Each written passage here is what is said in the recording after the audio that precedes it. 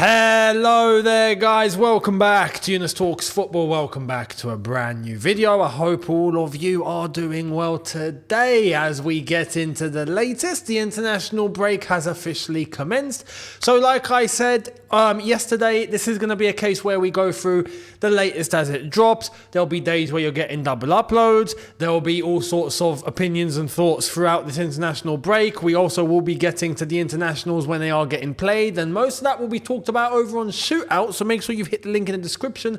You'll also find the review of this Premier League weekend that's just gone past, where me and George go over our predictions. I will leave a link for you guys right here, and on top of that, as well as over there, do not forget to be hitting the subscribe button and the notification bell to be notified once I have uploaded, and also on Shootout once we have uploaded. Make sure you are also checking out the socials. They are on screen for you right now. Much appreciated. Let's get into...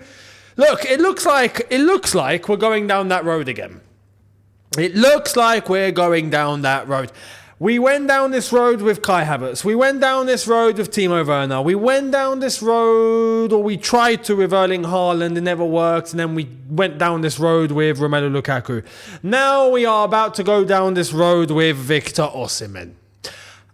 Can I actually take that back and say his name isn't Victor Osimhen? No.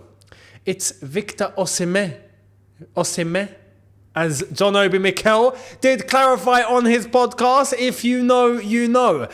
Go on the Obi-Wan podcast, his podcast, and go and check out. He said, yeah, I'm listening to the Nigerian in the house right now, yeah? John Obi Mikel. You'd think he'd know. Apparently, the name is Victor Osimhen. Osimhen. There's no N. It's a silent N. I've never heard of a silent N, but apparently in the Nigerian language, there is one. So, Victor Osimhen. Osimhen. He sounds French. Osimhen. So, look. As the co-host said, we'll just call him Victor. Victor. Look, he is the one player now that is all eyes on him. And it's clear as day now that Chelsea are interested. But what's been happening today? Because there's been news floating about. So let's get right into it. In regards to Victor Osimhen. Let's get into it. Victor Osimhen is open to a move to Chelsea, but the Blues may have to wait until next summer to prize the Nigeria forward away from Napoli. A new striker is a top transfer priority for Chelsea, and Osimhen has emerged as a key target. This is from Nizar Kinsella, and there is more, so we're going to show you what else he has said. Let's get into it. Chelsea are still considering whether to move for a striker in January, and are expected to wait until at least mid-December to finalise their plans for the winter transfer window. On top of that, he says Chelsea are also have interest in Brentford striker Ivan Toney, and another potential option is Club Brugge forward Antonio Nusa, though he is seen as more of a wide player. So, a couple of things that I want to clarify.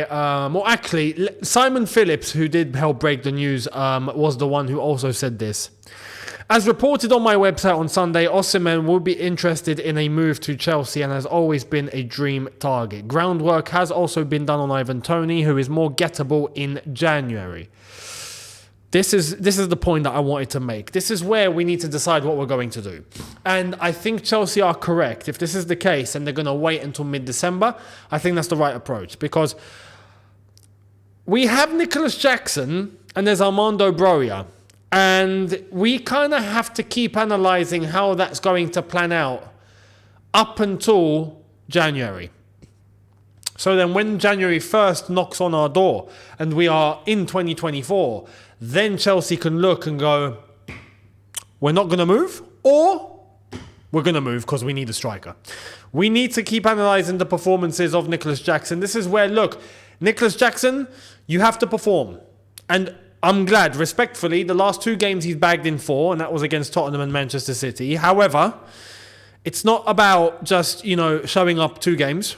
It's about showing up consistently. Now, I'm not saying score every game. That's unrealistic. But in the games that you don't score, if you have played well and you've contributed, and the games where you haven't even played well, but you've scored and you're getting the goals, then happy days. That is the situation that I can look at and go, you know what, we'll keep him till the end of the season as the main man. Same goes for Armando Broja. If we call upon him and he has a similar impact like he did against Manchester City, where he ended up winning us the penalty in the last minute to score the fourth, happy days. You do that consistently enough and you get a few goals, happy days. That means we are covered. We need to know and be sure that we are well covered. On top of that, there is another factor here. Nkunku is coming back. And as much as I don't think Nkunku should be utilised as a 9, that is a position that he can play if called upon. So if we are in a situation where we're stuck and we know that come the summer we are moving for Victor Osimhen, no question, then we can put ourselves in a situation where we can, if Nicholas Jackson is not playing well, or he's gone off to AFCON and Armando Broja isn't quite cutting it, then we've got Nkunku to fill in. But this is a situation that we also have to take into consideration. Now, even if Victor Osimhen was here in January, he'd be heading to the AFCON. The Africa Cup of Nations begins on the 13th of January, and if the team makes the final, we'll be playing until the 11th of February. So that is where the absentees of the African players comes into consideration. I'll be honest, I think Nicholas Jackson with Senegal is going to be away a long time. I also think Victor Osimhen with Nigeria could be gone a long time. So going in for January isn't quite ideal. By long time, by the way, just for the Africans watching, I do honestly think that both Senegal and Nigeria have the capacity to be making semi-final. So that's going to take you into the last couple of days of the tournament. So it's going to be the majority of the tournament. Let's wait and see what happens, though. Let me know in the comments for any AFCON predictions. I'm interested. I'll be watching. We will be there. We will be there. So I'll be watching. But that is something we have to take into consideration. If Nkunku is going to fill in, then great. But there is also the possibility of Chelsea moving for a striker in January. But if that happens, do we need to go for anyone in the summer? You see, this is why, like my opinion now, I'm going to give you my thoughts after this analysis. I don't think Chelsea will be moving for a striker in January. I think this is a good way to try and keep Nicholas Jackson on his toes. I think it's a good way to also reintroduce Nkunku. And, if he does have to play up front, he can play up front. But Victor Osimhen is the target, and the target in the summer. And we have this backed up. We do have this backed up. Now let's get into more of the pieces in regards to Victor Osimhen. Let's get into it. This was the confirmation from Nizar Kinsella. It's very clear that Victor Osimhen would join Chelsea if they can get him out of Napoli. A January move will be very difficult, but Chelsea might be tempted to wait it out. No decision made for Jan yet as Poch weighs up his options. That is a pretty good indicator in terms of summarizing what he was saying, that it'll be looking more towards the summer. Now, we've got more. Darko, good old Darko, who I can look.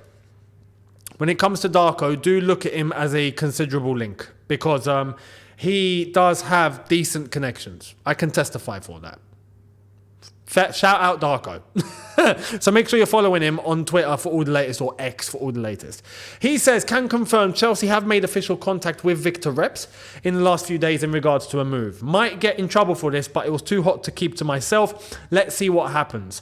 And I have no idea what that last sentence says. I'm not going to lie. So it is what it is. Now, on top of that, we've got more. Fraser Fletcher, Victor Osimhen is Chelsea's prime target for striker. He is the one they want first and foremost. There is obviously, as we know, links with Ivan Toney and all of this, but Chelsea's priority, as we've seen over the last few days, and today has been a big day of confirmation, is he's the number one guy that we want. And I'm very, very glad. I'm glad. For me, he's the number one guy that I want. We need this guy. Bring this guy. Agent Mikel, you know what to do. But on top of this, another good place. Chelsea source seemed quite reliable on X, right? And has given us this hint of Nigeria flag and sunshine, which means Osimhen in the summer. Put 2 and 2 together, you get 4. So, we'll wait and see what happens. But I think right now the strategy is going to be, we are covered for now. We're not going to be getting anyone in January, I believe. And then when the summer comes round, first day of the transfer window, all pressure on Napoli. Give us Victor Osimhen, please. So let me know your thoughts. Do you think that's the best way to go? Do you think it's not? Let me know down below. I would love to hear it. Personally, I wouldn't mind waiting if it means that we do get this player, because we have to be realistic. January is very, very, very difficult. Napoli would be crazy to be letting them go in January. They just would. Now, Napoli have sacked their manager, and I've no idea who's coming in. So that's going to be interesting, by the way. I think Napoli lost to Empoli, if I'm not mistaken, and they decided to get rid. So that's Garcia. So he's out after 5 months in the job. No idea who's coming in next. So that's obviously going to be a factor. Let's wait and see how it's going to play out at Napoli. So let me know your thoughts down below. Much appreciated. Now, other bits of Chelsea news before we get into elsewhere is Chelsea legend Gianfranco Zola has been inducted into the Italian Football Hall of Fame. I have to say, very, very, very happy for Gianfranco. Congratulations, Gianfranco. How do you say congratulations in Italian? In French, it's félicitations. I'm guessing in Spanish, it's felicitada. In Italian, I don't know, felicitano, I have no idea. Felicita something, I don't know. But congrats, mate. As we say on our side of the river.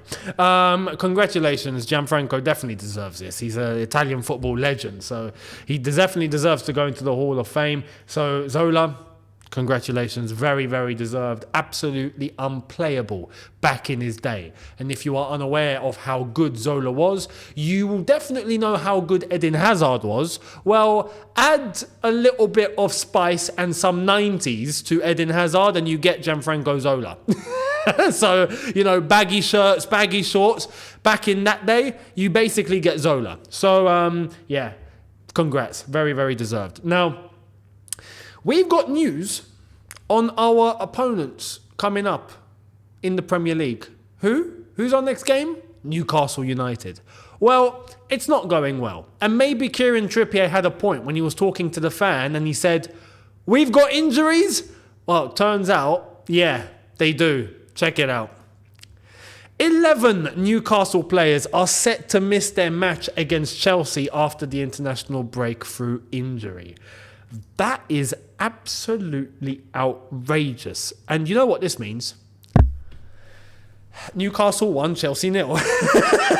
You just know it's going to be Newcastle with half a squad, sitting low, defending for their lives, hoping for the best.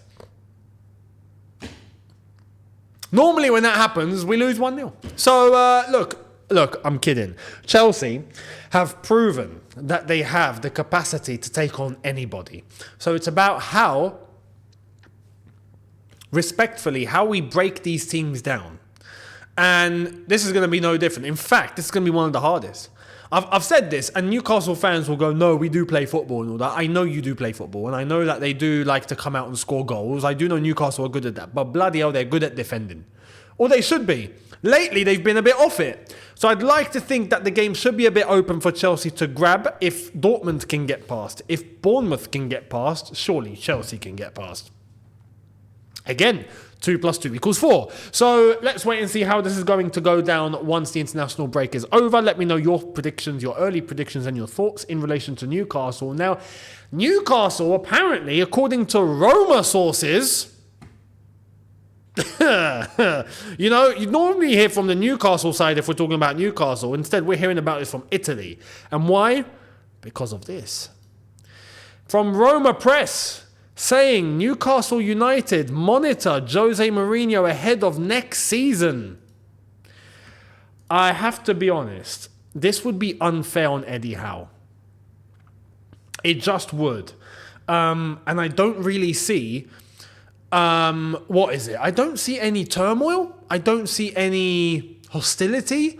I don't see any, bad relationships forming between Eddie Howe and players. I'm not seeing any of that. And all of a sudden, Newcastle are linked with Jose Mourinho. And why? Because we know that Mourinho is going to be leaving Roma at the end of the season. Now, it's not been officialized, but it's looking like it's heading in that direction because his contract is coming up to an end and there's been no talk of a renewal. So again, 2 plus 2 equals 4. I might have to put this on a t-shirt. 2 plus 2 equals 4. Easiest flipping understanding of anyone ever, right?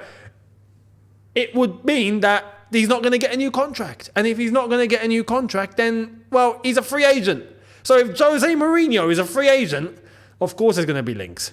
Newcastle, apparently, and I'm looking at this now, Italian journalist Augusto Ciardi of La Roma 24.it, so it's clearly it's a Roma website, are saying that there's clubs from Saudi Arabia who are obviously still interested in showing that interest. But on top of that, Newcastle are also paying attention and looking. They've got, apparently according to this, a list of potential replacements for Eddie Howe, given as the English boss could choose to part ways with the Magpies at the end of the season. Again, I have no idea where he's picked up this information from. It doesn't look like Eddie Howe looking to go anywhere. So this is news to me. But I have to also be honest. If there's one place that I could see Jose going to next, it's Newcastle. And why? Bobby Robson. Now, some of you are going to be thinking, what? Bobby Robson? What's Bobby Robson got to do with this? You know, and Bobby Robson is no longer with us. But Bobby Robson was a big reason as to why Jose Mourinho became a manager. Big. Bobby Robson was at Barcelona. And once Mourinho was just, the standard assistant coach, he became the translator.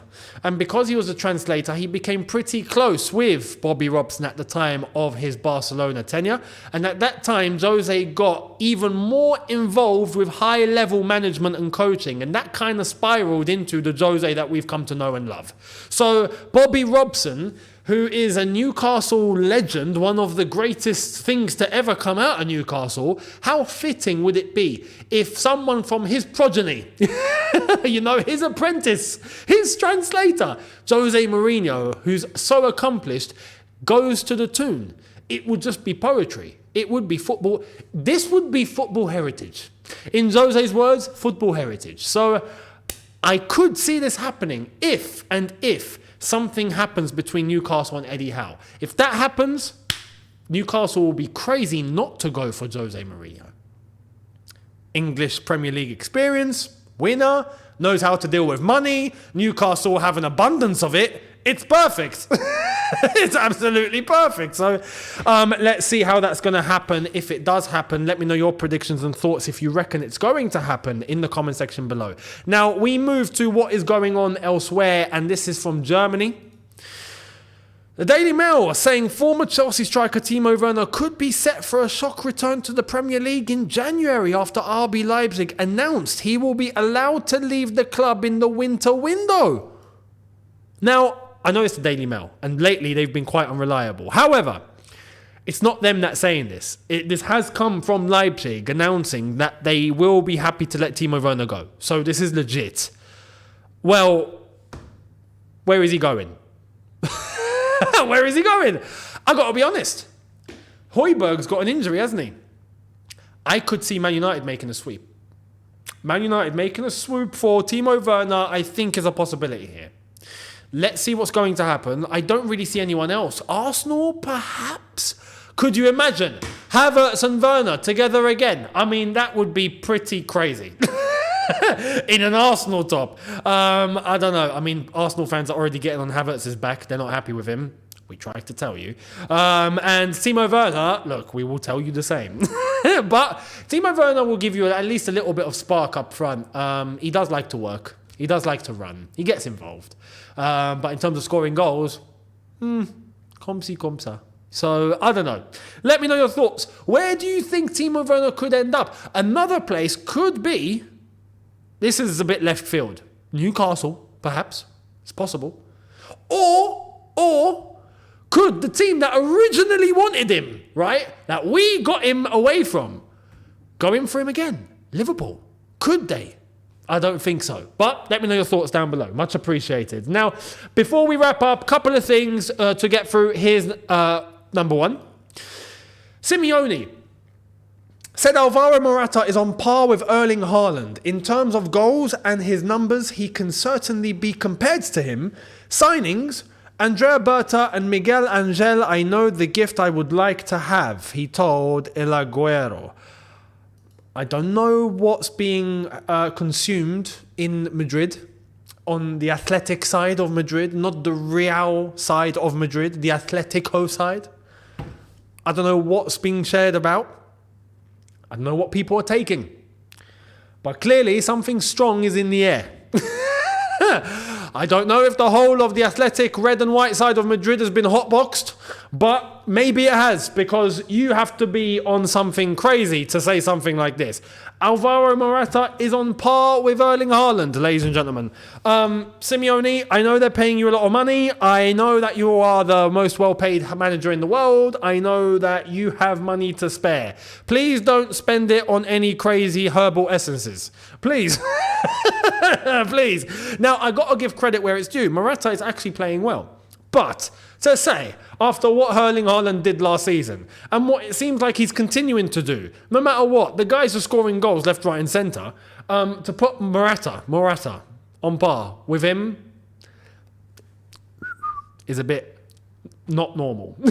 So, I mean, look, Morata, you're very lucky you've got a manager talking about you like this. I mean, you can't get a bigger compliment than that. So, look, I expect, if I'm Diego Simeone and I say something as outrageous as that, I expect Morata to go out on the weekend after the international break and bang in 4 goals for me.